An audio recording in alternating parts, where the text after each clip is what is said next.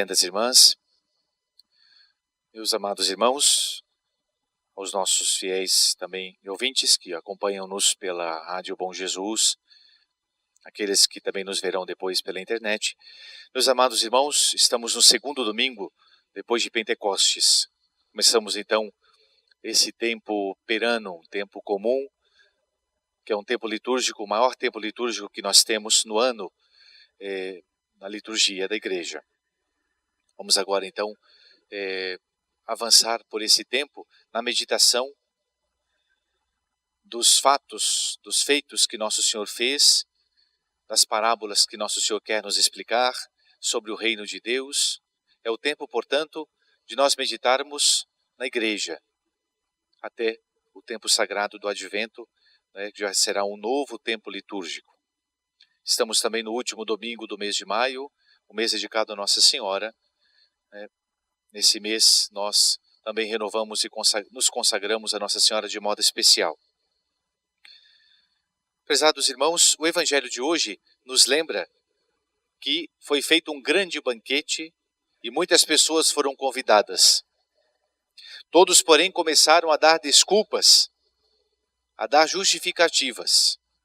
Um comprou um campo, um terreno e não pôde ir. O outro comprou algum gado e também não pôde ir. O outro disse que tinha se casado e, portanto, se justificou assim. Cada um deu a sua desculpa. Muitas pessoas foram chamadas, diversos convidados, mas pouquíssimos, e aqui o Evangelho fala que ninguém foi para a festa. Quais são as lições desta parábola? A parábola dos convidados para as bodas. Podemos, pelo menos, tirar aí 5 lições para nós. A primeira lição: Deus chama a todos à salvação. Deus quer que todos se salvem, diz a Sagrada Escritura, e cheguem ao conhecimento da verdade. Deus não quer a condenação de ninguém. Deus quer que todos os homens, de todos os tempos, possam fazer parte desse banquete, do banquete do céu, da salvação eterna, da felicidade sem fim. Aliás, Deus criou o homem para que nós fôssemos felizes. Deus criou o homem para a felicidade. No dizer de Santo Agostinho, Deus criou-nos para o amor e para ser amados. E é, portanto, esse amor com A maiúsculo que é o amor supremo, o amor de Deus. Só esse amor vai constituir a nossa felicidade perfeita. Aqui na terra, nós temos sempre uma felicidade passageira, uma felicidade que não é perfeita. Em qualquer estado de vida, em qualquer vocação, nós deveremos buscar essa felicidade, esse amor. Porém, nunca vai ser um amor perfeito, um amor completo como será no céu. Então Deus, primeira verdade dessa parábola, Deus chama a todos à salvação, ao banquete que Ele nos convida. Primeiro chamou Israel, povo escolhido, mas esse povo não respondeu, não correspondeu ao chamado de Deus. Deus então se vira para aqueles que são desprezados. A parábola conta que, ao ouvir falar que ninguém foi à sua festa, o pai de família ficou indignado, ficou irado e mandou trazer para aquela festa os coxos, os aleijados, os cegos. Esses somos todos nós. Somos, na verdade, os desprezados.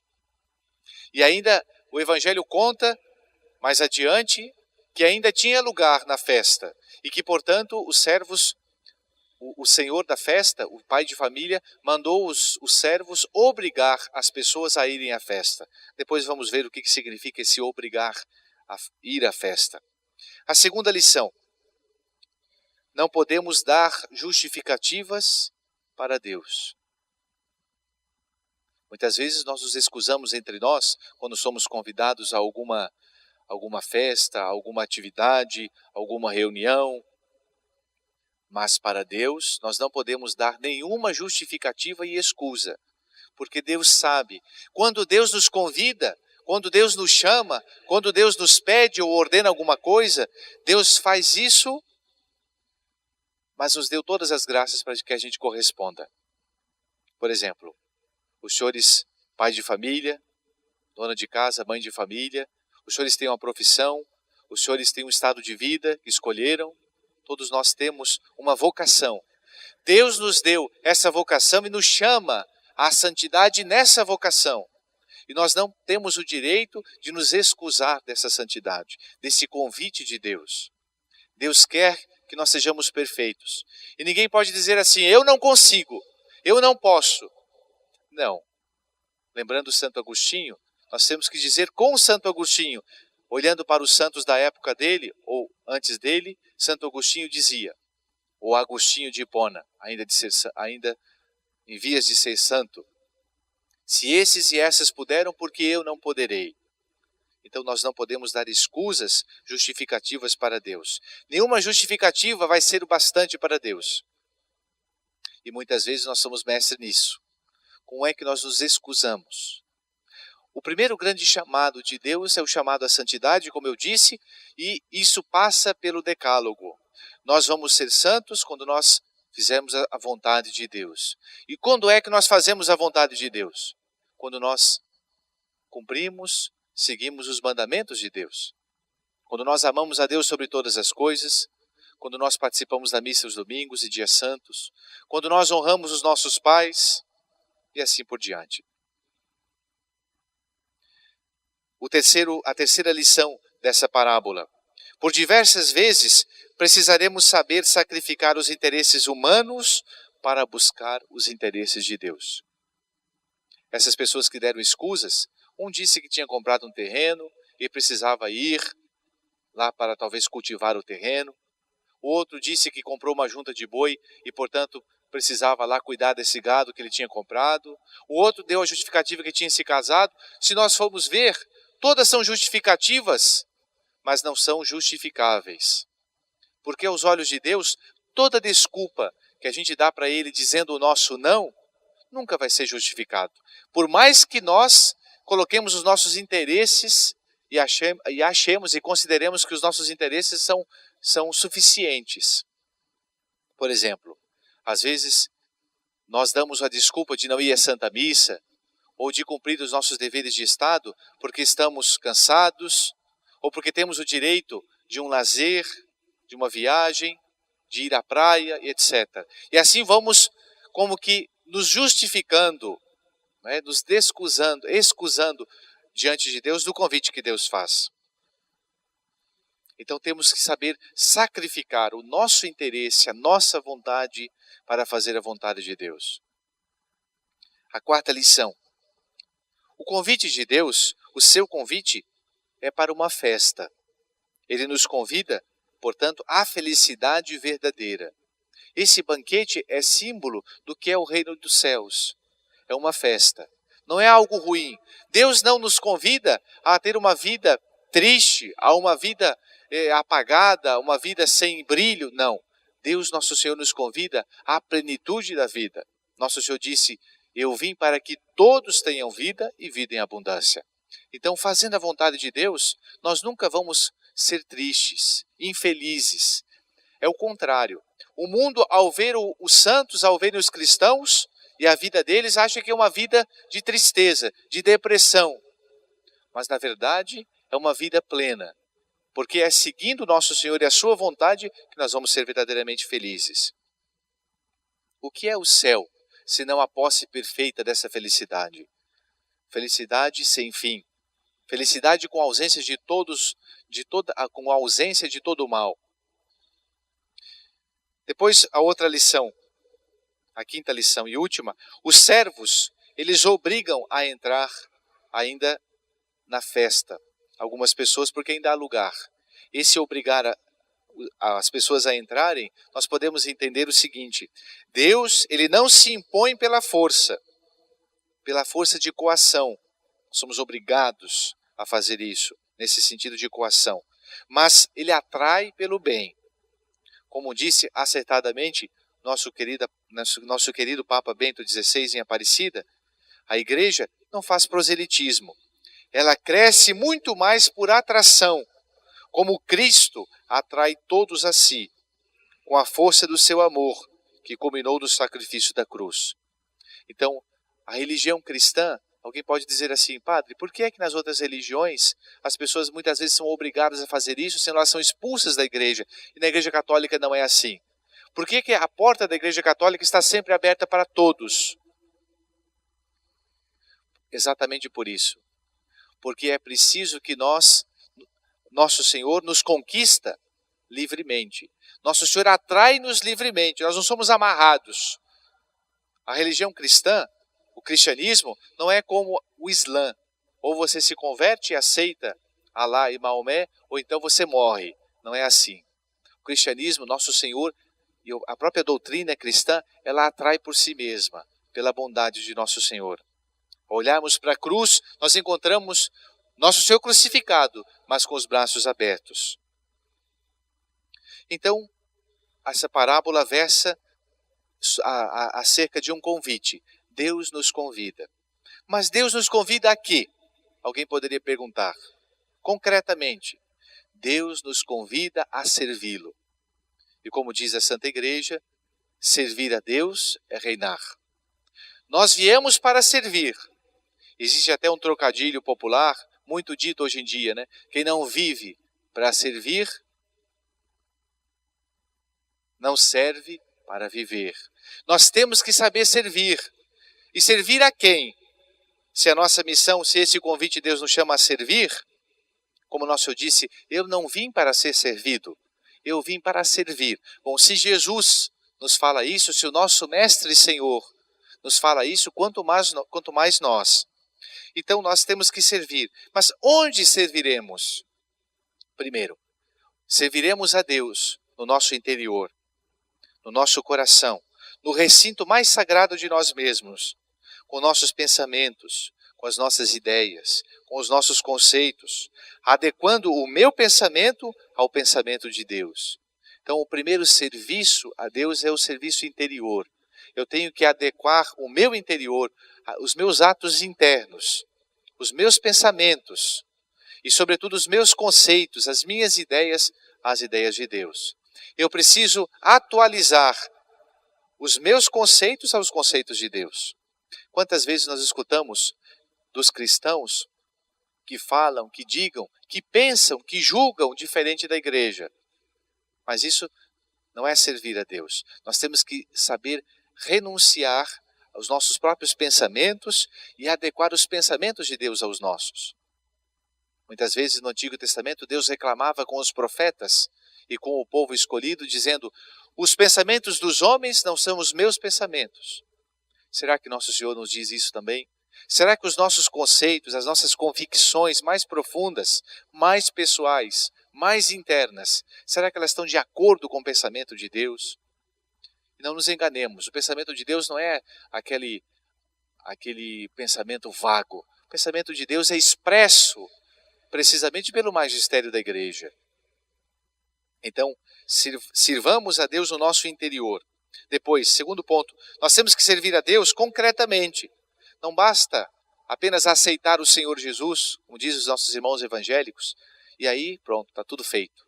Nós temos, não é só no âmbito de sentimento, no âmbito interno que nós servimos a Deus. Nós temos que servir a Deus concretamente. E aí nós entramos na primeira leitura, em que São João nos lembra: meus filhinhos, não amemos somente com palavras, mas com ações. Ou seja, nós temos que amar a Deus concretamente servindo o próximo. Como dizia Madre Teresa de Calcutá, buscar a face de Deus em tudo, em todos, a todo tempo. E a mão dele em tudo, e ver e adorar a presença de Jesus, especialmente na aparência humilde do pão, na Eucaristia, e no angustiante disfarce do pobre. Então, servir a Deus no outro, no próximo. E ainda ela dizia: eu vejo Jesus em cada ser humano. Eu digo para mim mesma: este é Jesus com fome, eu tenho que alimentá-lo. Este é Jesus doente. Este tem lepra ou gangrena, eu tenho que lavá-lo e cuidar dele. Eu sirvo porque amo Jesus. Então, esse pensamento de ver no próximo a pessoa de Jesus. Agora, isso, assim, é muito genérico. Nós temos que concretizar isso como? Nós temos que servir a Deus a começar na nossa família. Então, o terceiro ponto, nós vamos servir a Deus, nós vamos servi-lo na nossa família. Como dizia Josué, porém, se vos desagrada servir ao Senhor, escolhei hoje a quem quereis servir. Se aos deuses, a quem serviram os vossos pais.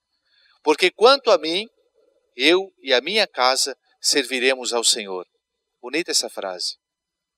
Eu e a minha casa serviremos ao Senhor. Será que nós podemos dizer isso na nossa casa, na nossa família? Eu e a minha casa serve a Deus, serve ao Senhor. Será que nós servimos ao Senhor na nossa família? Nos preocupamos em dar atenção à nossa família? Gente, o principal não é só trazer o dinheiro e a comida para dentro de casa. É trazer, sobretudo, é ver a nossa família como lugar em que nós servimos a Deus. Servir o outro no cônjuge, servir o outro na esposa, no marido, nos filhos, nos pais. É fazer da nossa casa uma pequena igreja, um pequeno lugar, um recinto em que nós sirvamos os outros. Por que é que os casais se separam? Por que é que nós assistimos, infelizmente, tanto conflito e tanto divórcio hoje em dia? Porque não há serviço, porque nós não sabemos servir. Todo mundo quer ser servido, mas não quer servir. Como dizia a Madre Teresa de Calcutá, sejam gentis uns com os outros na sua casa. Sejam gentis com as pessoas. Eu acho que é melhor você errar na bondade do que fazer milagres com a falta de bondade. Muitas vezes, uma só palavra, um olhar, um gesto rápido e as trevas enchem o coração da pessoa que amamos. É verdade. Durante essa semana, vamos colocar concretamente essa parábola em prática, servindo a Deus que nos convida, não é? Respondendo a Deus que nos convida a servi-lo na nossa família. E o último ponto, nós devemos servir a Deus na nossa família paroquial, na comunidade em que nós vivemos, na nossa paróquia. O que é a paróquia senão uma grande família? E como é que eu sirvo na minha paróquia? Vamos pensar, cada qual faça o exame de consciência neste momento. Será que eu estou servindo na minha paróquia? Será que eu estou servindo para alguma coisa? Será que eu estou sendo servo na minha paróquia? Ou estou querendo apenas ser servido? Nós temos que pensar isso. Muitas vezes nós queremos ser servidos pelos sacramentos, os doentes atendidos. Mas será que eu estou de fato servindo na minha paróquia? Servir com alegria. Como dizia a Sagrada Escritura, Deus ama quem dá com alegria. Nós não podemos fazer só forçadamente. Então, pôr-se à disposição, isso é servir. Ser útil, sentir-se útil aos outros. Nós devemos servir a nossa paróquia de duas maneiras. E agora eu termino. Efetivamente e afetivamente. Efetivamente, ou seja, concretamente colocando a mão no bolso. E lá vai o padre falar de dinheiro. Dizem que a conversão ela entra pelo cérebro, muda as nossas ideias, transforma os nossos afetos e chega até o bolso. Nós temos que fazer isso. Muitas vezes nós queremos tanto ser ajudados, mas ajudamos tão pouco. Eu sei que muita gente é generosa aqui, mas também eu sei também que tem muita gente que não ajuda. Então, ajudar, servir na paróquia efetivamente. Isso é muito importante. E afetivamente, né? Afetivamente, ou seja, com um coração grande, com afeto, com alegria. E agora eu termino contando uma pequena historinha de um mendigo que serve para corroborar esse pensamento, né, de nós servirmos na nossa paróquia. Veja que, depois que eu tenho falado sobre a necessidade de a gente ajudar na paróquia concretamente, por exemplo, ajudando depois da missa a fechar as portas, a recolher os folhetos, não é? Ou se dispondo a lavar o chão, a limpar, a varrer, as coisas mais simples, ou mesmo a cantar no coral, ou mesmo a ser coroinha. Muitas pessoas têm se dedicado a isso, muitas pessoas. Mas agora me vem à memória uma história muito interessante de um mendigo Uma vez, um mendigo que passava a vida a mendigar e vivia assim, numa aldeia, numa povoado, ficou sabendo que um príncipe muito rico, um dos mais ricos do mundo, ia passar ali com a sua carruagem, não é? Com toda a sua comitiva. E aquele mendigo, sentado à beira do caminho, pensou: agora eu vou ficar rico, porque o homem mais rico vou fazer. Basta que ele me dê um pouquinho do seu dinheiro, já não preciso mais mendigar. E aquele mendigo então esperou, se preparou o que ia falar quando chegasse o príncipe, e começou a ensaiar o que ele falaria, e sonhar com o dinheiro que ele iria receber depois, etc. Quando chegou o bendito dia que o príncipe chegou na aldeia, o príncipe com a sua comitiva parou na frente do mendigo, onde o mendigo estava ali sentado no chão. A carruagem se abre, o tapete vermelho é desenrolado, o príncipe sai e imediatamente o mendigo, ao olhar para o príncipe, vê que o príncipe se aproxima dele. E meio sem saber o que falar, de tão admirado de ver aquele homem poderoso diante de si, ele não fala nada e apenas escuta do príncipe uma coisa que deixou ainda mais ele admirado. O príncipe chegou para ele e disse assim: o que é que você tem para me dar? O mendigo ficou sem voz, e meio com raiva, mas meio estupefato, meio admirado, boquiaberto, colocou a mão no bolso e pegou ali uma coisinha que ele tinha de menor no bolso e puxou. Era um grãozinho de arroz. Colocou na mão do príncipe. E o príncipe disse assim para ele: é só isso que você tem? E saiu. Aquele mendigo ficou com meio possesso de raiva, não sabendo o que fazer, foi para casa chateado e tal. Quando chegou em casa, ele percebeu que alguma coisa caiu no chão. E escutou um barulho. E aí, uma coisa de metal que caiu no chão. Ele foi ver, acendeu a luz e viu um grãozinho de arroz de ouro.